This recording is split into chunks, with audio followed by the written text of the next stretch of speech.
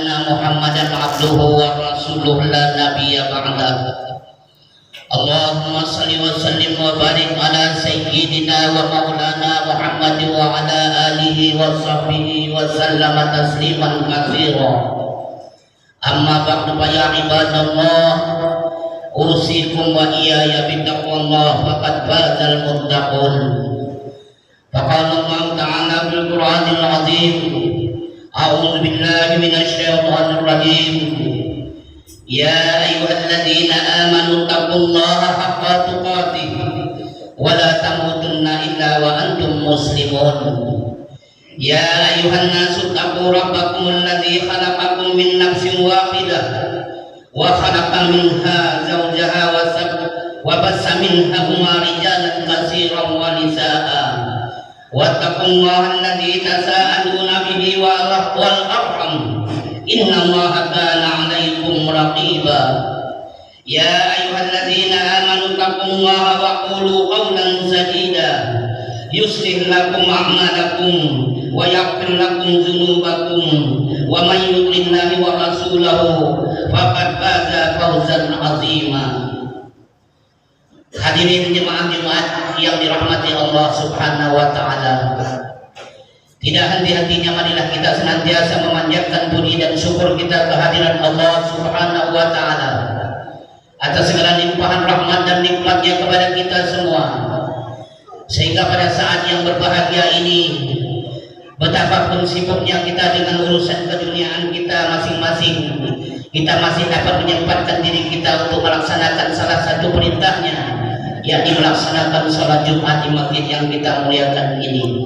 Selawat dan salam tentunya tidak lupa pula kita haturkan kepada junjungan kita Nabi besar Muhammad sallallahu alaihi wasallam, juga kepada keluarganya, para sahabat-sahabatnya, dan kepada kita semua pengikut-pengikutnya. Mudah-mudahan kita termasuk orang-orang yang akan mendapatkan syafaat dari Rasulullah sallallahu alaihi wasallam di hari akhirat nanti. Amin ya rabbal alamin. Di samping itu marilah kita senantiasa meningkatkan iman dan takwa kita kepada Allah Subhanahu wa taala. Takwa dalam arti selalu menjalankan perintahnya dan berusaha untuk menjauhi semua yang telah dilarangnya.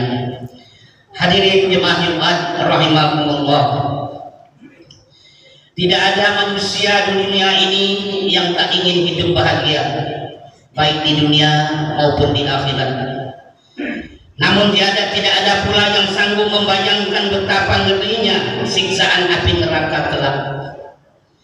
Manusia dengan segala ego dan hawa nafsunya, kalau bisa ingin hidup bahagia dunia dan kelak akan masuk ke dalam surga. Itulah harapan manusia. Begitu juga manusia-manusia yang lainnya. Tentu mereka menyangka bahwa kehidupan dunia itu, kebahagiaan di dunia dan di akhirat itu identik dengan kekayaan, jabatan, kedudukan, harta benda dan lain sebagainya. Mereka lupa bahwa kebahagiaan itu berada di dalam kalbu masing-masing, tempat bersemayamnya iman kepada Allah Subhanahu wa taala. Selama mereka belum menyadari hal itu, mana mungkin mereka menemukan kebahagiaan baik di dunia, lebih-lebih di akhirat nanti.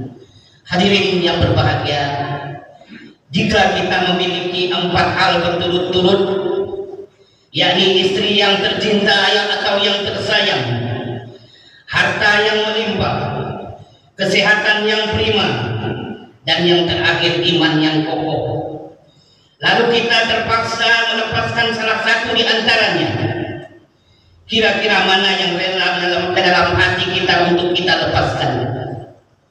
Sebagai seorang yang sebagian besar orang sulit untuk menjawab pertanyaan tersebut, sebab keempatnya dianggap sama penting.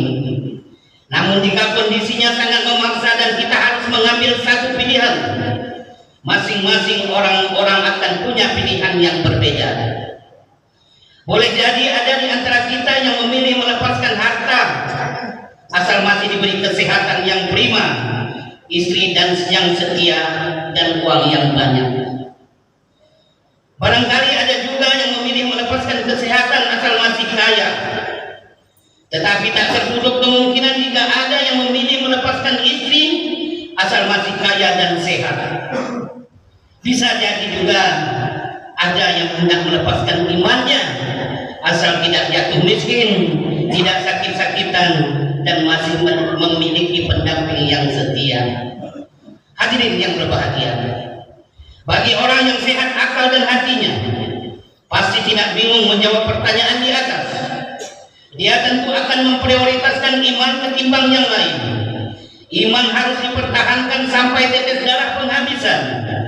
Yang lain boleh hilang, akan tetapi iman harus tetap terjaga. Iman adalah milik kita yang paling berharga di dunia dan di akhirat. Iman adalah sesuatu yang teramat penting, jauh lebih penting daripada yang lainnya. Iman adalah milik kita yang paling berharga. Uang memang kita perlukan. Tanpa uang banyak hal yang tidak bisa kita dapatkan. Dengan uang juga kita bisa melakukan apa saja. Namun uang bukan segala-galanya. Uang tidak bisa untuk membeli nyawa, tidak bisa untuk memperpanjang umur, dan tidak bisa untuk membeli bahagia dan cinta. Bahkan uang bisa saja ludes dalam sekejap. Kesehatan juga penting. Untuk apa punya harta melimpah ketika sakit-sakitan? Sehat merupakan kekayaan yang sangat tinggi nilai harganya. Tetapi buat apa sehat jika hidup tidak memiliki kehormatan, tidak punya iman sedikit pun? Buat apa sehat jika tidak memiliki sahabat dan lain sebagainya? Dan sehat juga ada batasnya. Saat umur sudah tua, penyakit datang bertubi-tubi. Awalnya sakit ringan, lama-kelamaan mematikan. Jadi jelas harta dan kesehatan bukan paling penting di dalam kehidupan kita. Allah jauh lebih penting. Dia yang menciptakan kita, Dia yang menciptakan hidup dan mati, dan dari Dianya kita berasal, dan kepada Dianya kita akan kembali nanti. Dialah yang menjadikan kita sehat, menjadikan kita kaya, terhormat, dan memiliki keluarga. Hanya dengan Dia semuanya akan menjadi ada. Namun tanyakan kepada hati kita masing-masing, apakah selama ini kita telah menjadikan Allah nomor satu di dalam kehidupan kita? Apakah ketika Dia memanggil atau Allah memanggil, maka panggilan Allah itulah yang pertama kali kita penuhi? Apakah jika Dia memerintah kepada kita, maka perintahnya lah yang tepat yang harus kita patuhi? Jika Dia membuat larangan, apakah larangan Allah lah yang pertama kali kita hindari? Sudahkah kita seperti itu? Mari kita tanyakan kepada diri kita masing-masing. Padahal seorang muslim tidak punya pilihan lain jika Allah telah menetapkan sesuatu. Hadirin yang berbahagia, untuk itu marilah kita tetap mempertahankan keimanan kita kepada Allah Subhanahu wa taala. Apapun yang terjadi pada diri kita, kita tetap melaksanakan ibadah kepada Allah Subhanahu wa taala. Kita beribadah tidak untuk menggembirakan Allah, tetapi untuk kepentingan diri kita sendiri, supaya ada keseimbangan hidup di dunia dan keseimbangan hidup di akhirat nanti. Bahkan di dalam Al-Quran Allah mengatakan, walal akhiratu khairul laka minal ula, bahwa akhirat itu lebih utama daripada dunia. Artinya seperti pepatah bilang, orang yang menanam padi maka rumput akan ikut tumbuh. Akan tetapi orang yang menanam rumput jangan mimpi untuk tumbuh padi. Maksudnya kalau akhirat lebih diutamakan, maka dunia kita akan ikut. Tetapi kalau kita mengutamakan dunia, maka akhirat kita bisa jadi luput. Orang yang terbaik adalah orang yang pandai membagi waktu dan orientasi. Suatu saat dia tenggelam dalam kesibukan dunia dan seluruh isinya. Di lain waktu dia tenggelam menyibukkan diri berhubungan dengan Allah Subhanahu wa taala untuk kehidupan di akhirat nanti. Hadirin yang berbahagia, begitu pentingnya kita di dalam hidup untuk keseimbangan hidup kita di dunia ini. Maka Imam Ghazali membagi manusia itu menjadi 4 golongan.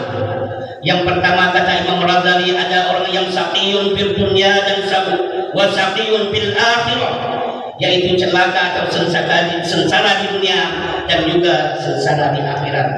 Yaitu orang yang hidupnya miskin, hidup pas-pasan, belum memiliki tempat tinggal yang tetap, hari-hari kali lubang tutup lubang, dan seterusnya. Sudah begitu dia jauh dari Allah, jauh dari manusia, tidak pernah ibadah, tidak pernah sujud, tidak pernah datang ke masjid, dan banyak juga yang tidak akur terhadap orang lain, tidak pernah bersilaturahmi dan lain sebagainya. Na'udzubillah, kalau sudah begitu keadaan seseorang, maka termasuklah dia celaka di dunia dan celaka di akhirat. Yang kedua, kata Imam Ghazali, ada orang yang syaqiyun fid dunya wa sa'idun fil akhirah, yaitu orang yang tidak begitu beruntung di dunia, akan tetapi bahagia di akhirat nanti. Hidupnya tergolong miskin dan hidupnya hanya pas-pasan serba kekurangan, namun kemiskinannya tidak menghalangi dia untuk tetap dekat kepada Allah. Salat tetap dilaksanakan, silaturahminya berjalan, ramah tamah terhadap sesama manusia, rendah hati, sering datang ke masjid, di pengajian dan lain sebagainya. Orang seperti ini walaupun hidup sengsara atau kurang bahagia di dunia, namun dia akan bahagia di akhirat nanti. Yang ketiga, kata Imam Ghazali, ada orang yang sa'idun fid dunya wa sa'iyun bil akhirah, yaitu hidup di dunianya beruntung dan bahagia, namun di akhiratnya akan celaka. Hidupnya kaya raya, serba mewah, uang yang banyak, punya jabatan, punya kedudukan, investasinya di mana-mana, namun jauh dari Allah, jauh dari manusia, penuh dengan kesombongan, tidak pernah berzakat, berinfak, bersedekah dan lain sebagainya, apalagi untuk berdatang ke masjid dan bersilaturahmi sesamanya, jauh sekali dari Allah Subhanahu wa taala. Maka yang seperti itu termasuk orang yang sedikit beruntung di dunia, tetapi akan sengsara hidupnya di akhirat nanti. Dan yang terakhir, kata Imam Ghazali mengatakan, ada orang yang sa'idun fid dunya wa sa'idun fil akhirah, yaitu bahagia dunia dan bahagia di akhirat, yaitu orang yang hidup dengan berkecukupan, punya banyak uang, banyak harta dan lain sebagainya, yang didapat dengan barang yang halal, dan tidak lupa mewajibkan kewajiban kita, yaitu berzakat, berinfak, bersedekah dan lain sebagainya, dekat kepada manusia dan selalu istiqamah beribadah kepada Allah Subhanahu wa taala. Maka orang yang seperti itu adalah orang yang bahagia di dunia dan bahagia di akhirat nanti. Hadirin jemaah Jumat rahimakumullah, dalam menghadapi situasi dan zaman yang serba dengan banyaknya permasalahan ketika di dunia ini, kehidupan manusia di dunia ini saat ini, baik itu ekonomi, sosial, budaya, dan lain-lainnya yang semakin semeraut ini, maka kita tetap dengan keistiqomahan kita selalu mendekatkan diri kita kepada Allah Subhanahu wa taala, dan juga kita ajak keluarga kita dan saudara-saudara kita untuk tetap istiqamah dalam melaksanakan ibadah kepada Allah, dan selalu berdoa agar kita diberikan keselamatan baik di dunia maupun keselamatan hidup di akhirat, karena itulah merupakan tujuan hidup kita semua, selamat dunia dan selamat akhirat. Mudah-mudahan kita termasuk orang-orang yang demikian. Amin ya rabbal alamin. Barakallahu li wa lakum bil Qur'anil azim wa nafa'ani wa iyyakum bima fihi minal ayati waz zikril hakim wa taqabbala minni wa minkum tilawatahu innahu was-sami'ul alim. Aqulu qawli hadza astaghfirullahal azim li wa lakum wa lisairil muslimina wal muslimat wal mu'minina wal mu'minat fastaghfiru innahu huwal ghafurur rahim. Allahumma shalli ala Muhammad. Allahumma shalli ala sayyidina Muhammad. Allahumma